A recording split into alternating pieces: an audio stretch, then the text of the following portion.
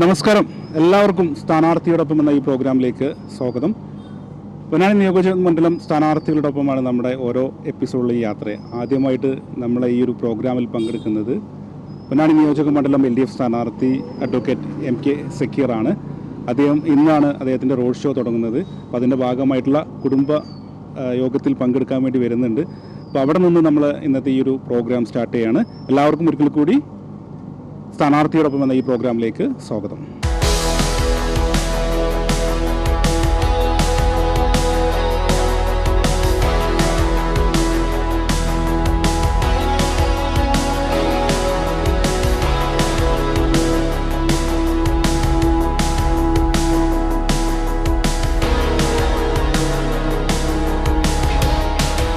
മറുപക്ഷത്ത് നിലവിലുള്ള സർക്കാരിൻ്റെ ഏറ്റവും ഉന്നതിയിൽ കേരളത്തിൽ എത്തിച്ച പ്രവർത്തന മികവിൻ്റെ അടയാളങ്ങൾ ചർച്ച ചെയ്യുന്ന മറ്റൊരു മുഖമുണ്ട്. ഇതെല്ലാം ചർച്ച ചെയ്യപ്പെടുമ്പോഴാണ് ഒരു തെരഞ്ഞെടുപ്പ് എന്ന പ്രക്രിയ സമ്പൂർണ്ണമാകുന്നത്. നമ്മൾ ധരിപ്പിച്ചുകൊണ്ടാണ് പോകുന്നത്. മറ്റുള്ളവരെ പോലെ നുണകൾ കൊണ്ട് തെറ്റിദ്ധരിപ്പിക്കുകയല്ല, നമ്മൾ ധരിപ്പിച്ചുകൊണ്ടാണ് പോകുന്നത്. നമ്മൾ കൃത്യമായ അനുഭവങ്ങളിലൂടെ നമ്മുടെ ജീവിതം മാറ്റിമറിച്ച സർക്കാരിൻ്റെ പദ്ധതികളിലും തിരിച്ചറിഞ്ഞ് നമ്മൾ മുന്നോട്ട് പോകുമ്പോൾ എന്തെല്ലാമാണ് നമ്മൾ മനസ്സിൽ വെക്കേണ്ടത് എന്ന് മനസ്സിലാക്കേണ്ടത്. നിങ്ങൾ ഓരോരുത്തരും കുടുംബത്തിലെ അംഗങ്ങളാണ്. നിങ്ങൾ ഓരോരുത്തരും അയൽവാസികളെ തൊട്ടടുത്ത് അറിഞ്ഞു നിൽക്കുന്നവരാണ്. ഒരുപാട് ആൾക്കാർ നമ്മൾ ബന്ധപ്പെട്ട് നിൽക്കുമ്പോൾ അവിടെയൊക്കെ നമുക്ക് പറയാനുള്ളത് കൃത്യമായ തെളിവുകളിലൂടെ മാത്രമാണ്. നമുക്കറിയാം, പൊന്നാനിയുടെ ആദ്യ തുടക്കക്കാരൻ പൊന്നാനി എന്ന മണ്ഡലത്തിനെ വേർതിരിച്ചുകൊണ്ട് കേരളത്തിൻ്റെ പൊന്നാനി എന്ന രൂപത്തിൽ ചൂണ്ടിക്കാണിച്ചു കൊടുത്തത് നമുക്കറിയാം. അദ്ദേഹം മന്ത്രിയായിരുന്നില്ലെങ്കിൽ ഒരുപക്ഷെ നമുക്ക് ഗതാഗത സൗകര്യം ഇത്ര വേഗതയിൽ നമുക്ക് കൈവരിക്കാൻ സാധിക്കുമായിരുന്നില്ല. നമുക്കറിയാം, ഞാനൊക്കെ കോളേജിൽ പഠിക്കുന്ന കാലഘട്ടത്തിൽ 1980 കാലഘട്ടങ്ങളിലൊക്കെ തന്നെ പാലപ്പെട്ടി വെളിയങ്കോട് ഭാഗത്തിൽ നിന്ന് പുതുപൊന്നാനിയിലേക്ക് വന്ന് വഞ്ചിയിൽ കയറി, ആ വഞ്ചിയിൽ കയറി കുട്ടികൾ അല്ലെങ്കിൽ ചെറിയ തോടിലൂടെ നടന്ന് വന്ന് പൊന്നാനി കോളേജിലേക്ക് പഠിക്കുമായിരുന്നു. അതേപോലെ തന്നെ ഈ പടിഞ്ഞാറ് ഭാഗത്തുള്ള വഞ്ചിയിൽ കയറിയാണ് തിരൂർ ഭാഗത്തുള്ളവർ പഠിച്ചിരുന്നത്. അങ്ങനെ ഞങ്ങൾ പഠിക്കുന്ന കാലഘട്ടത്തിൽ ഒരു വലിയ ദുരന്തമുണ്ടായി. ഒരുപാട് പൊന്നാനി കോളേജിലെ വിദ്യാർത്ഥികൾ മരണപ്പെട്ട സംഭവമുണ്ടായി. അതൊക്കെ കാരണം യാത്രാ സൗകര്യങ്ങളില്ലാതെ മറ്റൊരു പൊന്നാനിയെ മറ്റു പ്രദേശങ്ങളുമായി ബന്ധപ്പെടുത്താൻ സാധിക്കാതെ എന്ന കാലഘട്ടമായിരുന്നു. പൊന്നാനിയുടെ ആവശ്യങ്ങൾ അന്ന് കൃത്യമായി പഠിച്ച് നിയമസഭയിലും സർക്കാർ മുമ്പാകെയും അവതരിപ്പിച്ചുകൊണ്ട് തുടക്കം കുറിച്ച സഖാവ് ബാബായിരുന്നെങ്കിൽ അതിനെ തുടർന്ന് നമുക്ക് പൊന്നാനിക്ക് കൈവന്ന ഭാഗ്യങ്ങളാണ് സഖാവ് പാലോളി മുഹമ്മദ് കുട്ടിയും അതുപോലെ തന്നെ സഖാവ് P ശ്രീരാമകൃഷ്ണനും P നന്ദകുമാർ. എന്താണ് അവരുടെ കൈകളിലൂടെ നമ്മൾ പൊന്നാനി കടന്നുപോയപ്പോൾ സംഭവിച്ചത് എന്നാണ് നമ്മൾ പരിശോധിക്കപ്പെടുന്നത്. കൃത്യമായ പൊന്നാനിയുടെ ഓരോ പ്രദേശങ്ങളും നമുക്കറിയാം. എല്ലാ അർത്ഥത്തിലും സാധ്യമാകുന്ന എല്ലാ വികസന പദ്ധതികളും കൃത്യമായി നമ്മൾ കൈവരിക്കാൻ നമുക്ക് സാധിച്ചു. അതിൻ്റെ ഏറ്റവും അവസാനത്തെ 10 വർഷം, ആദ്യത്തെ 5 വർഷം നമ്മൾ പറഞ്ഞു ഏറ്റവും നല്ല നിലവാരത്തിൽ കേരള ഗവൺമെൻറ് ചേർത്ത് പിടിച്ച് പോവുകയാണ്. തുടർച്ചയായി ഇടതുപക്ഷ ഗവൺമെൻറ് ഭരിക്കുകയാണെങ്കിൽ എല്ലാ അർത്ഥത്തിലും നമ്മൾ കേരളം ലോകത്തിൻ്റെ മാതൃകയിൽ, ലോകത്തിൻ്റെ നെറുകയിൽ 1-ാം നമ്പർ നിലനിൽക്കുമെന്ന് പറഞ്ഞത് കൃത്യമായി സത്യമായിരിക്കാം. നമുക്കറിയാം, ഒരുപാട് പരീക്ഷണങ്ങൾ നമ്മൾ നേരിട്ടു.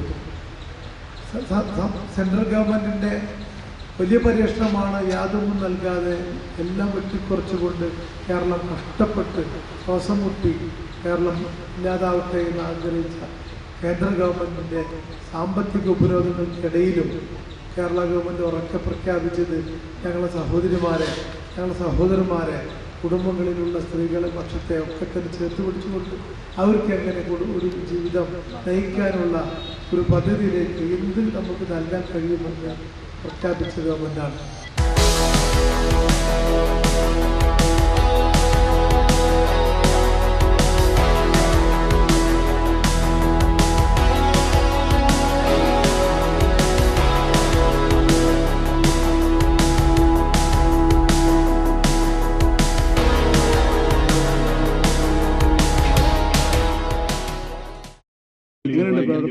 ഇതാ തുടക്കം കുറിച്ചു. ഇന്ന് പര്യടനമാണ്.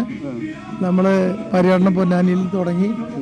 അപ്പോൾ വളരെ പര്യടനത്തിന്റെ ഭാഗമായി ആ പരിസരത്ത് കൂടിയുള്ള വോട്ടർമാരെ നമ്മൾ സമീപിക്കുന്നു. അപ്പോൾ വളരെ നല്ല നിലക്കാണ് നമ്മൾ മുന്നോട്ട് പോകുന്നത്. കൃത്യമായ വികസനത്തിന്റെ ചിത്രം നമ്മൾ അവതരിപ്പിക്കുകയാണ്.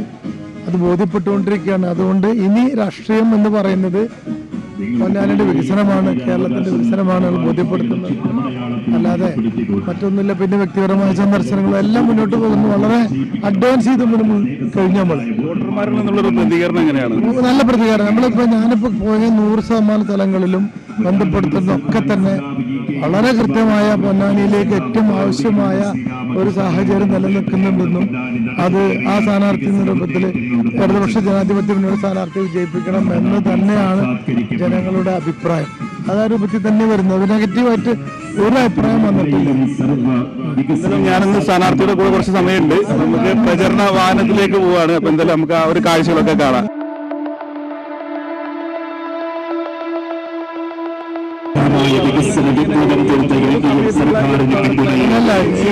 ഈ ചൂടൊക്കെ നമുക്ക് അവഗണിക്കാം. ചൂട് നമുക്ക് എല്ലാത്തിലും ഈ തെരഞ്ഞെടുപ്പ് ചൂട് വരുമ്പോ കാലാവസ്ഥ ഉണ്ടാക്കുന്ന ചൂടിനെ മറികടക്കാൻ കഴിയും. കാരണം ഒരു തെരഞ്ഞെടുപ്പ് എന്ന് പറയുന്നത് വലിയൊരു ജനാധിപത്യ ദൗത്യമാണ്. ആ ദൗത്യം പരിഹരിക്കുന്നതിന് വേണ്ടി നമ്മൾ മെനക്കെടുമ്പോ ഒരിക്കലും അതിനകത്ത് വേറെ ഒരു തടസ്സങ്ങളും നമുക്ക് ആകമല്ല. എല്ലാ ജനാധിപത്യ വിശ്വാസികളും ഒന്നടങ്കം പൊന്നാനിയിൽ ഇറങ്ങിയിട്ടാണ്. അതാണ് പൊന്നാനിയുടെ ചരിത്രം. അതുകൊണ്ട് നമ്മൾ തുടരും. അതുകൊണ്ട് വളരെ നല്ല നിലക്കാണ് മുന്നോട്ട് പോകുന്നത്.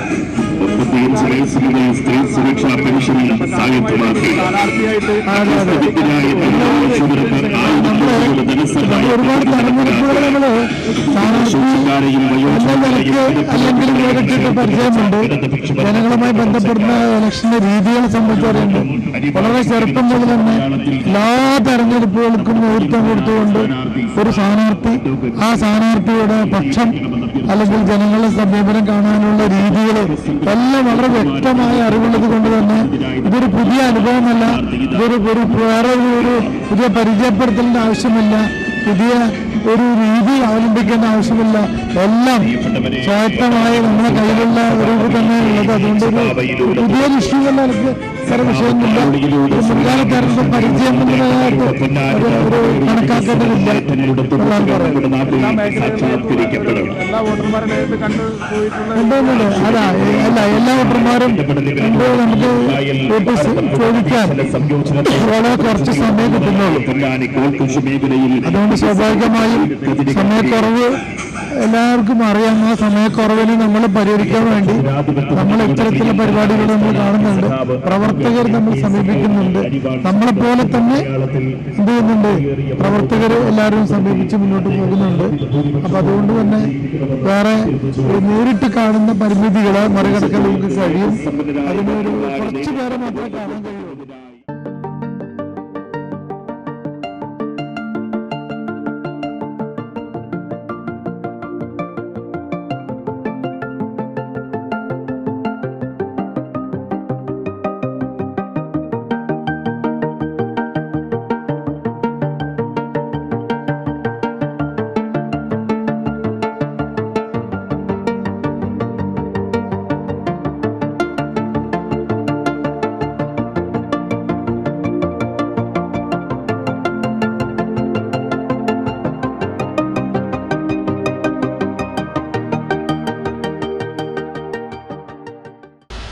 ഞാൻ മാത്രമല്ല, നിങ്ങൾ ഓരോരുത്തരും സ്ഥാനാർത്ഥികളാവേണ്ടത്. ഓരോ വീടുകളും കയറി ചെല്ലുമ്പോൾ നമ്മൾ എന്ത് പറയണമെന്ന് നമുക്ക് ബോധ്യപ്പെടേണ്ടതുണ്ട്. എന്തെല്ലാം തെളിവുകളിലൂടെയാണ് നമ്മൾ സംസാരിക്കുന്നത് അവർക്ക് മനസ്സിലാവുക. വെറുതെ അനാവശ്യമായ വാഗ്ദാനങ്ങൾ ഇടതുപക്ഷം മേശപ്പുറത്ത് വെക്കാറില്ല. സാധ്യമാകുന്നത് മാത്രമേ പറയൂ, പറയുന്നതൊക്കെ നടപ്പിലാക്കുകയും ചെയ്യും. വളരെ ഉത്തരവാദിത്ത ബോധമുള്ളവരാണ് ഇടതുപക്ഷ ജനാധിപത്യ പ്രതിനിധികൾ എന്നത് കഴിഞ്ഞ കാലഘട്ടങ്ങളിലെ ഓരോ പ്രതിനിധികളുടെ പ്രവർത്തനം നോക്കിയാൽ കാണാൻ പറ്റും.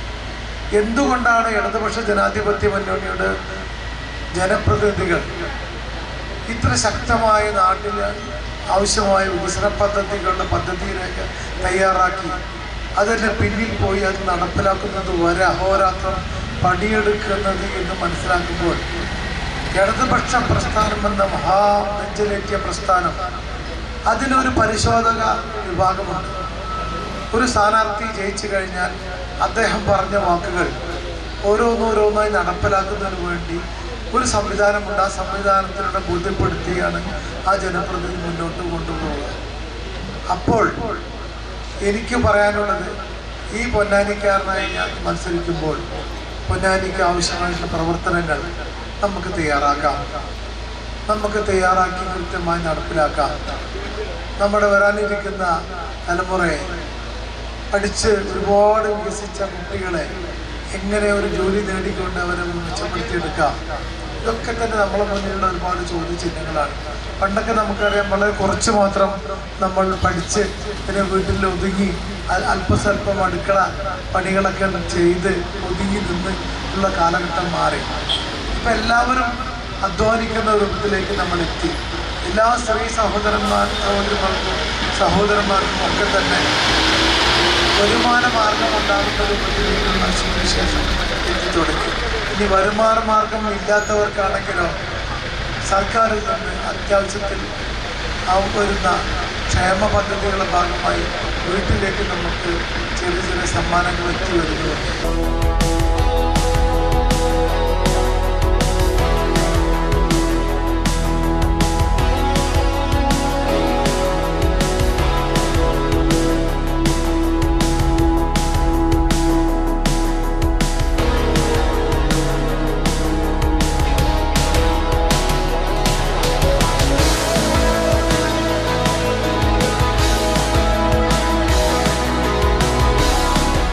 പൊന്നാനിയുടെ ഉൾനാടനാണല്ലോ ഏറ്റവും കൂടുതൽ ജനവാസ മേഖല, അവരാണ് പൊന്നാനി. അതുകൊണ്ട് തന്നെ നമ്മൾ അങ്ങനെ അവരെ ചേർത്ത് പിടിച്ചിട്ട് നമ്മൾ ആദ്യയാത്ര അവരെ അനുഗ്രഹവും ആശീർവാദങ്ങളുമാണ് നേടിക്കൊണ്ടാണ് യാത്ര.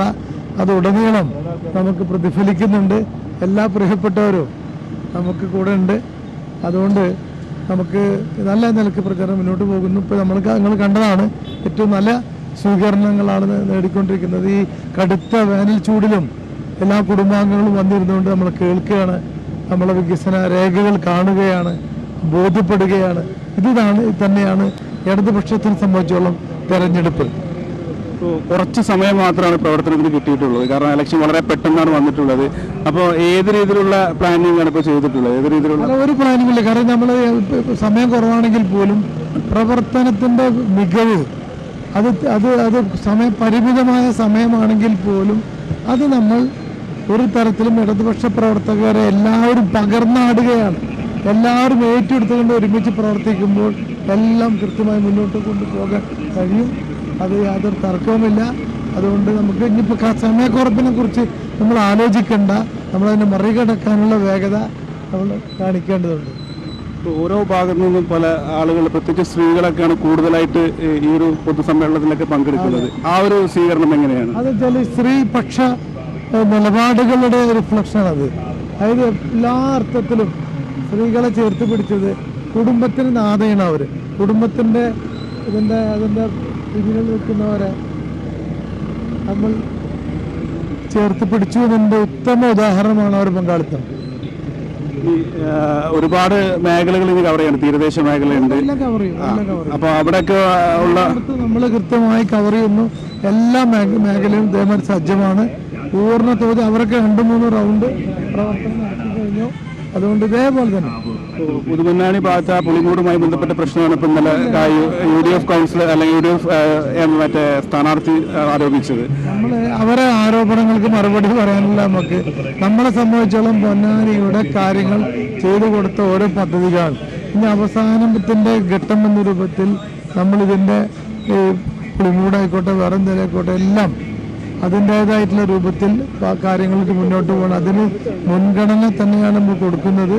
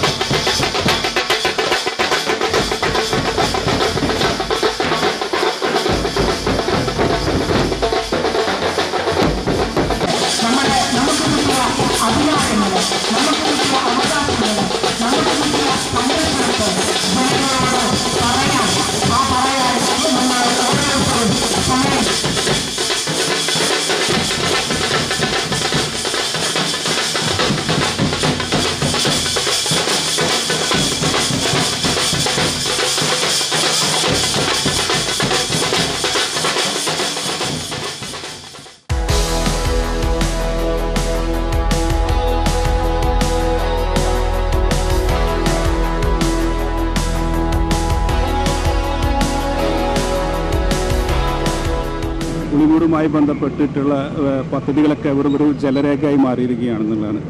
ഈ ജലരേഖ എന്ന് പറഞ്ഞാൽ കാണാൻ കഴിയാത്തതാണ്, കാണാൻ കഴിയുന്നത് രേഖയാണ്. പൊന്നാനിയുടെ ഒട്ടുമിക്ക പദ്ധതികളും കൃത്യമായി നടപ്പിലാക്കിക്കൊണ്ടിരിക്കുന്നു. ഇതിനുമായി ബന്ധപ്പെട്ട ADB മറ്റു വിഷയങ്ങളൊക്കെ കൂടി ചേർത്ത് വലിയ തോതിലുള്ള പ്രവർത്തനങ്ങൾ നടത്തി അതിന് ഏകദേശം 600 കോടി രൂപയോളം എന്ന് പറഞ്ഞാൽ ചില്ലറ സംഭവമല്ല ഈ കാലഘട്ടത്തിൽ. ആ സംഖ്യ ലഭിക്കുന്നതിനുള്ള സർക്കാർ തലത്തിലുള്ള ഓഫരും ADB ഇതിൻ്റെ ലോണും മറ്റു കാര്യങ്ങളും ചേർത്ത് വന്നാൽ ആ പരിപാടി നമ്മൾ മുന്നോട്ട് പോകുമ്പോൾ പിന്നെ എന്താണ് പിന്നെ ഒരു ആശങ്ക, എന്തിനാണ് ആരോപണം? അതുകൊണ്ട് അതൊന്നും ഒരു ഇല്ല. ഇതൊക്കെ തന്നെ പൊന്നാനിക്കാർക്ക് അറിയാവുന്നതാണ്.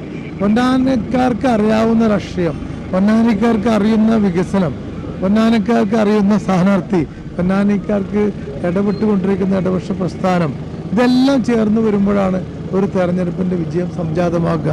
അത് സംജാതമായിക്കൊണ്ടിരിക്കുകയാണ്. PSC ചെയർമാനായിട്ടും അതുപോലെ വഖഫ് ബോർഡിലൊക്കെ ആ ഒരു രീതിയിൽ പ്രവർത്തിച്ചത് കൊണ്ട് തന്നെ അത് ഏതൊക്കെ രീതിയിലാണ്, പ്രത്യേകിച്ച് പുത്തമ്പള്ളി പോലുള്ള സ്ഥലങ്ങളിലൊക്കെ നല്ല രീതിയിലുള്ള ഇതിനകത്ത് നമ്മളിപ്പോൾ എൻ്റെ അനുഭവങ്ങളൊക്കെ തന്നെ എൻ്റെ ഓരോ വ്യക്തിക്കും ഓരോ മുൻകാല അനുഭവങ്ങൾ പരിചയങ്ങളുണ്ടായിരിക്കും.